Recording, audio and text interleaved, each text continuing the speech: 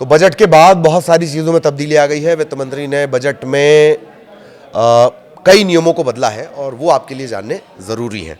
सिलसिलेवार तरीके से आपको वो नियम भी बताते हैं कि क्या तब्दीलियां बजट में की गई हैं। वित्त मंत्री ने जो नियम बदले हैं, मोटा मोटी 5 से 6 नियम हैं। एक तो वही अच्छा नियम जिसकी बात की जा रही है कि अब जेल नहीं जाना होगा, जुर्माना देकर मामला रफा दफा हो जाएगा। तो आज इसी पर चर्चा। नमस्कार, आपके साथ में ललित प्रजापति। वित्त मंत्री निर्मला सीतारमण के बजट पर बहुत सारे एंगल से बात हो रही है, लेकिन कुछ ऐसी ऐलान है, ऐसी घोषणाएं हैं जिन्हें बहुत ज़्यादा तवज्जो नहीं मिली है। लेकिन ये जो ऐलान है ये बड़ा असर डालेंगे, इनका असर बड़ा होगा, व्यापक होगा, डायरेक्ट इनडायरेक्ट इनका असर होगा। वित्त मंत्री ने बजट में टैक्स स्लैब में कोई बदलाव नहीं किया है, लेकिन tourism, Ayurveda, rare earth, high speed corridor, इससे जुड़े कई ऐलान हैं। बाकायदा मतलब मेजें थपथपाई गई हैं कि बहुत ही अच्छे ऐलान हैं। बजट भाषण में कई ऐसी घोषणाएं भी हुई जिन्हें लेकर एक्सपर्ट का कहना है कि इनका दूरगामी असर होना लाजमी है। एक एक करके सिलसिलेवार इस पर चर्चा करते हैं। एक होता है सॉवरेन गोल्ड बॉन्ड्स, SGB। इस पर टैक्स के नियम बदल गए हैं। अभी क्या चलता था कि सॉवरेन गोल्ड बॉन्ड्स पर जो मुनाफा मिलता था, कैपिटल गेन से आप बोलते हैं, जो प्रॉफिट हुआ करता था, वो टैक्स फ्री था। लेकिन आपको होता यह था कि आपको मैच्योरिटी तक अपने पास उसको रखना है। 5 साल या 8 साल की अवधि होती है संभवतः। 5 साल बाद इसे भुनाने का एक ऑप्शन मिलता है, लेकिन अवधि इसकी 8 साल की होती है। इससे फर्क नहीं पड़ता था कि आपने इन्हें बॉन्ड सीरीज जारी होते समय खरीदा था या फिर BSE, NSE पर सेकेंडरी मार्केट से खरीदा था, मतलब शेयर बाजार से खरीदा था या रिजर्व बैंक से खरीदा था। अभी नियम बदल गया। सरकार ने सेकेंडरी मार्केट से खरीदे गए SGB पर, बॉन्ड्स पर मिलने वाली जो कैपिटल गेन टैक्स छूट है उसे खत्म करने का ऐलान किया है। 1 अप्रैल 2026 से लागू हो जाएगी।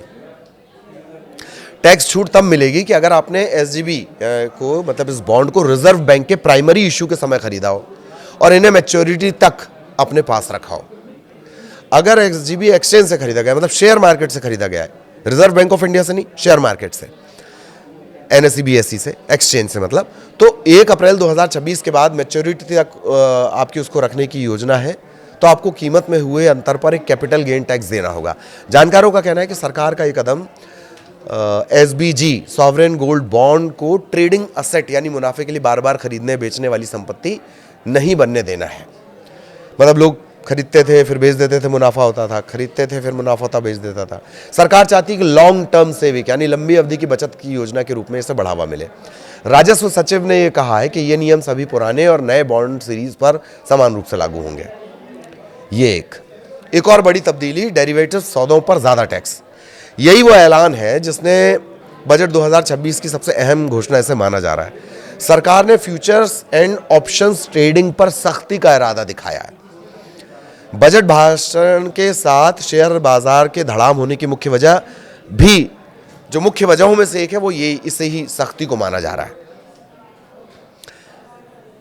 इक्विटी डेरिवेटिव्स पर सिक्योरिटी ट्रांजैक्शन टैक्स यानी STT, हम कोशिश करेंगे समझा पाए आपको, STT अभी भी लगता है, लेकिन फ्यूचर्स में इसकी दर थी 0.02%, 0.02%, और ऑप्शंस में क्या था, 0.10%।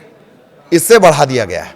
अब हर F&O, फ्यूचर एंड ऑप्शन सौदे की लागत जो है वो पहले से ज्यादा होगी। फ्यूचर्स पर जो STT है वो 0.02% बढ़ा दी गई, 0.02% से बढ़ाकर 0.05% कर दी गई है, और ऑप्शंस पर जो STT है वो 0.10 से बढ़ाकर 0.15 कर दी गई है, 0.15%। इसका मतलब ये हुआ कि 1 लाख रुपए के फ्यूचर सौदे की बिक्री पर जहां अभी तक 20 रुपए STT के रूप में लगता था, वित्त मंत्री के ऐलान के बाद अब वो 50 रुपए लगेगा, 30 रुपए का फर्क आ जाएगा। यह बदलाव इसलिए जरूरी है क्योंकि हर सौदे में टैक्स देनदारी में इस बढ़ोतरी का कुल मिलाकर मुनाफे पर असर पड़ेगा, प्रॉफिट पर असर पड़ेगा। एक और रूल जुड़ा हुआ है NRI की प्रॉपर्टी से। ठीक, अब तक जो था अनिवासी भारतीय यानी NRI के संपत्ति खरीदने की जो प्रक्रिया है वो थोड़ी जटिल थी। अब उसे आसान बनाने का दावा किया गया। अब तक संपत्ति खरीदने वाले को टैक्स डिडक्शन और कलेक्शन अकाउंट नंबर TAN इसके लिए अलग से अप्लाई करना पड़ता था ताकि वो TDS का पेमेंट कर सके। लेकिन वित्त मंत्री का जो नया प्रस्ताव है, नया नियम है, उसके मुताबिक एनआरआई की प्रॉपर्टी खरीदने के लिए अब भारतीय खरीदारों को TAN की जरूरत नहीं पड़ेगी। भारतीय खरीदार अपने PAN पैन नंबर का ही इस्तेमाल करके TDS काट कर भुगतान कर सकेंगे, ठीक वैसे ही जैसे किसी भारतीय निवासी से संपत्ति खरीदते वक्त किया जाता है। कहा जा रहा है कि इससे लोगों को जो जटिल कागजी कार्रवाई थी उससे कुछ निजात मिल जाएगी। जटिलता खत्म करने की कोशिश सरकार कर रही है। 1 अप्रैल से वो नया नियम भी लागू हो जाएगा, TDS वाला, इनकम टैक्स वाला। उसे भी इसीलिए लाया गया ताकि इजी हो, इजी गोइंग, यूजर फ्रेंडली हो हर चीज। क्रिप्टो को लेकर बजट में क्या क्या बदलाव है? लेन देन की जानकारी टैक्स अधिकारियों को देना जरूरी है, लेकिन एक्सपर्ट का यह कहना है कि जानकारी नहीं देना या गलत जानकारी देना अभी सामान्य है। चलो ठीक, क्रिप्टो निवेशकों और प्लेटफॉर्म्स के लिए बड़ा बदलाव सरकार ने चेंज किया है। क्रिप्टो एसेट्स की जानकारी नहीं देने या गलत जानकारी देने पर अब जुर्माना लगेगा। अभी जुर्माना नहीं लग रहा था, अब जुर्माना लग जाएगा। 1 अप्रैल 2026 से क्रिप्टो ट्रांजैक्शन की जानकारी नहीं देने पर 200 रुपए रोजाना की पेनल्टी, 200 रुपए पर डे की पेनल्टी लगेगी। और गलत जानकारी देने पर, गलत जानकारी उन्हें ठीक नहीं करने पर 50,000 रुपए तक का जुर्माना आप पे लग सकता है। क्रिप्टो से जुड़ा हुआ है मामला। इसके अलावा फॉरेन में पढ़ाई, इलाज जो करवाने जाते हैं उनको भी थोड़ी राहत दी गई है। लिबरलाइज्ड रेमिटेंस स्कीम LRS, इसके तहत जो विदेश पैसे भेजे जाते हैं उस पर TCS लगता है, टैक्स है ये TCS। शिक्षा और मेडिकल के मामले में 10 लाख रुपए से ज्यादा की रकम भेजने पर 5% का TCS लग जाता है। अब सरकार कुछ ढील दे रही है, वो कह रही है कि LRS के तहत शिक्षा और मेडिकल जरूरतों के लिए जो पैसे भेजे जाते हैं उस पर TCS की दर में 5% से घटाकर वो 2% कर दी गई है। ये कटौती जो है वो 10 लाख रुपए से ज्यादा की रेमिटेंस पर लागू होगी। विदेश में जो छात्र पढ़ने जा रहे हैं, रशिया में बहुत सारे छात्र पढ़ने जाते हैं अपने यहाँ से, अमेरिका भी जाते हैं, रशिया भी जाते हैं, ईरान भी जाते हैं।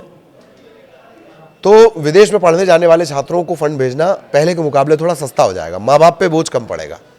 ये TCS और LRS क्या बला है? Tax collected at source, tax collected at source यानी TCS वो टैक्स है जो बैंक या अधिकृत डीलर विदेश पैसे भेजते समय वसूल लेता है।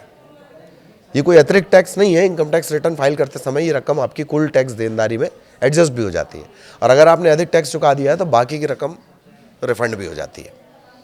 और LRS यानी लिबरलाइज्ड रेमिटेंस स्कीम, भारतीय रिजर्व बैंक की फैसिलिटी है। इसके तहत भारत के जो निवासी हैं वो हर वित्तीय वर्ष में एक निश्चित रकम विदेश भेज सकते हैं। भारतीय रिजर्व बैंक ने अभी तक रकम हर वित्त वर्ष में $2.5 लाख की तय कर रखी है। ये रकम शिक्षा में, इलाज में, यात्रा में, गिफ्ट में, विदेशी निवेश जैसे कामों के लिए भेजी जा सकती है। तो इसमें भी थोड़ी राहत देने की तैयारी है। वित्त मंत्री निर्मला सीतारमण ने डायरेक्ट टैक्स व्यवस्था में दंड और अभियोजन उसको थोड़ा सरल किया है, तर्कसंगत बनाने की कोशिश की जा रही है। टैक्स निर्धारण और दंड से जुड़ी जो कार्रवाई है अब उसे एक सामान्य आदेश के जरिए निपटाया जाएगा। इससे दोहराव कम होगा। पूरा सरकार नहीं चाह रही कि जो टैक्स के मामले फंस रहे हैं ना लोगों के बीच और सरकार के बीच, लाखों करोड़ रुपए इसमें फंसा हुआ है। जैसे ही नियम सरल होंगे और जैसे ही ये दंड की प्रक्रिया तर्कसंगत जब कर दी जाएगी तो वो जो बड़ा भारी भरकम अमाउंट है जो अदालती कार्रवाई में फंसा हुआ है अभी, वो सरकार चाह रही है कि उस तक पहुंच जाए। तो इसलिए तर्कसंगत इन नियमों को बार बार किया जा रहा है। अपील की अवधि के दौरान दंड राशि पर कोई ब्याज नहीं लगेगा। अपील के लिए पहले जमा की जाने वाली राशि 20% से घटाकर अब 10% कर दी गई है। मुकदमेबाजी कम करने के लिए करदाता को पुनर्मूल्यांकन के बाद भी रिटर्न अपडेट करने की अनुमति होगी।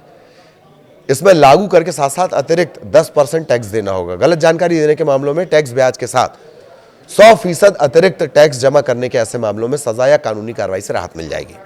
100 रुपए का टैक्स था, 100 रुपए और दो, 200 रुपए दो, किचकिच खत्म। जेल से झंझट, कानूनी लफड़े से झंझट। खातों की ऑडिट ना कराना, ट्रांसफर प्राइसिंग रिपोर्ट ना देना, वित्तीय जानकारी देने में चूक करना, ऐसी तकनीकी गलतियों की वजह से अब दंड की जगह शुल्क लिया जाएगा। पैसे दे दो, गलती हो गई पैसे दे दो, समझ नहीं आ रहा था तो गलती हुई, टेक्निकल गलती है, पैसे दे दो। लेखा बही या दस्तावेज ना देना या वस्तु के रूप में भुगतान पर TDS ना काटना, इसे अपराध की श्रेणी में नहीं रखा जाएगा। दरअसल कोशिश यह है कि इनकम टैक्स कानून को अपराध की कैटेगरी से बाहर लाया जाए, उस कवायद के तौर पर इसे देखा जा रहा है। इनकम टैक्स कानून को अपराध की कैटेगरी से बाहर निकालने के लिए डीक्रिमिनलाइजेशन की दिशा में एक बड़ा कदम इसे माना जा रहा है। नए नियम के मुताबिक अगर किसी टैक्स पेयर की इनकम में गड़बड़ी पाई जाती है, टैक्स छिपाया जा रहा है, तो उसको अब जेल नहीं भेजा जाएगा, सिर्फ जुर्माना देकर मामला रफा दफा किया जा सकेगा। ये नया बदलाव भी 1 अप्रैल 2026 से लागू हो जाएगा।